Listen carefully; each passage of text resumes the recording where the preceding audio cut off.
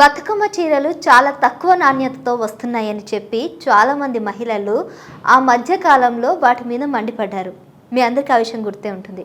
అయితే ఇప్పుడు ఈ అంశం మళ్ళీ తెర మీదకి వచ్చింది. రోడ్డు మీదకి వచ్చి నిరసన కార్యక్రమాలు కూడా చేశారు. చీరలు నడి రోడ్డు మీద పెట్టి తగలబెట్టిన సందర్భాలు కూడా చూసాము. అనుకున్నట్టే జరిగింది చీరల నాణ్యతల విషయంలో.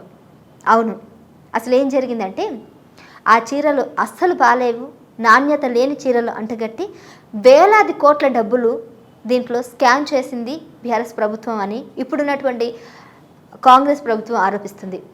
బీఆర్ఎస్ ప్రభుత్వ హయాంలో ప్రవేశపెట్టిన బతుకమ్మ చీరల స్కీమ్ దాదాపుగా 1000 కోట్లకు కుంభకోణం జరిగిందని తెలుస్తుంది. ఈ స్కామ్లో గులాబీ లీడర్ల బినాములే సూత్రధారులుగా ఉన్నట్లు సమాచారం. ఇతర రాష్ట్రాలు తక్కువ ధరలు చీరలు కొనుగోలు చేసి ఎక్కువ ధరకు కొనుగోలు చేసినట్లు చూపించి ప్రభుత్వానికి అప్పగించినట్లు ఆరోపణలు వస్తున్నాయి. బతుకమ్మ చీరల స్కీములో అవినీతి జరిగిందని తెలుసుకున్నటువంటి కాంగ్రెస్ ప్రభుత్వం స్కామ్ను బయటపెట్టేందుకు రెడీ అవుతుంది. దీనికి సంబంధించిన లెక్కలు తీయాలని అధికారులకు ఆదేశించినట్లు సమాచారం. బీఆర్ఎస్ ప్రభుత్వ హయాంలో 2017 నుంచి బతుకమ్మ చీరల పంపిణీ పథకాన్ని ప్రారంభించారు.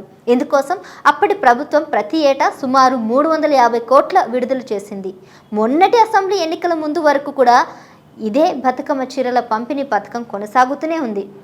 ఈ 7 ఏళ్ల కాలంలో ఈ స్కామ్ కోసం ప్రభుత్వం 2170 కోట్లు ఖర్చు చేసింది. ఇందులో సగం డబ్బు ఉంటే సుమారు 1000 కోట్ల మధ్యవర్తులు కొల్లగొట్టినట్టు కాంగ్రెస్ ప్రభుత్వం గుర్తిస్తుంది. ఈ చీరల విషయంలో మహిళలందరూ కూడా కవితను కూడా చాలా దుమ్మెత్తిపోశారు. నువ్వైతే ఈ చీర కట్టుకుంటావా, పట్టు చీరలు కట్టుకొని తిరుగుతావు, మాకైతే ఇలాంటి చీప్ క్వాలిటీ చీరలు ఎలా ఇస్తావంటూ ఆవిడ మీద మండిపడ్డారు మహిళలంతా. చాలామంది మహిళలు దీని విషయం మీద చాలా సీరియస్ కూడా అయ్యారు. అప్పట్లో 50 రూపాయల చీరలు ఇచ్చి 500 రూపాయలు చీరలు ఇచ్చినట్టు చాలా హడావిడి కూడా చేసింది బీఆర్ఎస్ ప్రభుత్వం.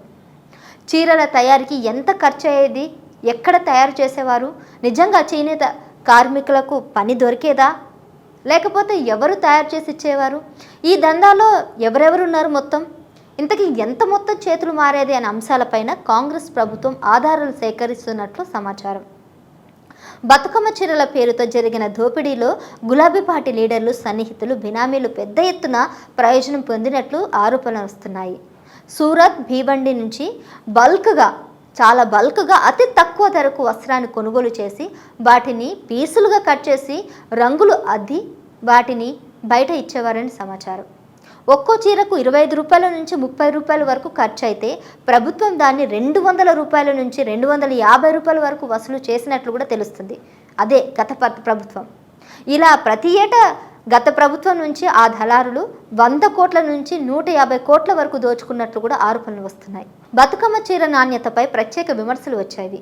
మెజారిటీ మహిళలు వాటిని కట్టుకునేవారు కాదు, నాణ్యత లేని చీరలు ఇచ్చారు. మీ ఇంట్లోని మహిళలు ఇవే చీరలు కట్టుకుంటారా అంటూ అప్పటి ప్రభుత్వాన్ని ప్రశ్నించిన సందర్భాలు కూడా లేకలేదు. కొందరైతే రోడ్డు మీదకు వచ్చి కాల్ చేసి వాటిని చింపి పారేసిన సంఘటనలు కూడా చూసాం. నాణ్యత లేని చీరలు ఇవ్వడం వల్ల ఏనాడు మహిళలు సంతృప్తి చెందలేదు. అదేవిధంగా చేనేత కార్మికులకు సైతం న్యాయం కూడా జరగలేదు. చేనేత కార్మికులకు ఆదుకునేందుకు ప్రవేశపెట్టిన బతుకమ్మ చీరల పథకం ఆడప అంటే అస్సలు ఎక్కడ కూడా ఆ పథకం సక్సెస్ఫుల్ అయిందని కూడా చెప్పలేము. అక్కడ మధ్యవర్తులే ప్రయోజనం పొందినట్లు కూడా కాంగ్రెస్ ప్రభుత్వం భావిస్తుంది. అందుకే ఈ స్కీముకు బ్రేక్ వేయాలని నిర్ణయించినట్లు అధికారులు వెల్లడించారు. నేత కార్మికులకు ఆర్థికంగా ఆదుకునేందుకు కాంగ్రెస్ ప్రభుత్వం కొత్త పథకాలను ప్రవేశపెట్టాలని భావిస్తుంది. నూలు రంగుల కొనుగోలు సబ్సిడీ ఇచ్చేందుకు యోచిస్తున్నట్లు కూడా సమాచారం. ఇందుకోసం చేనేత శాఖ మంత్రి తుమ్మల నాగేశ్వరరావు కొందరు కార్మికులతో ఇప్పటికే సంప్రదింపులు జరిపారట. మరోసారి ప్రత్యేకంగా సమావేశమై ప్రత్యేకంగా వాటి గురించి ఎలా చేయాలి ఏంటి అని సహకారం తీసుకోవాలి, సలహాలు సూచనలు కూడా తీసుకోవాలని ప్లాన్ చేస్తున్నట్లు తెలుస్తుంది. ఇతర రాష్ట్రాల్లో చేనేత కార్మికుల కోసం అక్కడ ప్రభుత్వాలు అమలు చేసిన పథకాలు ఇక్కడ అమలు చేసే అవకాశం ఉందా లేదా అనే దానిపైన కూడా వాళ్ళు ఆలోచిస్తున్నట్లు కూడా సమాచారం. Please do subscribe to Please do subscribe to Please do subscribe to Please do subscribe to Please do subscribe to Please do subscribe to KTV Telugu KTV Telugu. KTV Telugu. KTV Telugu KTV Telugu. Please do subscribe to KTV Telugu.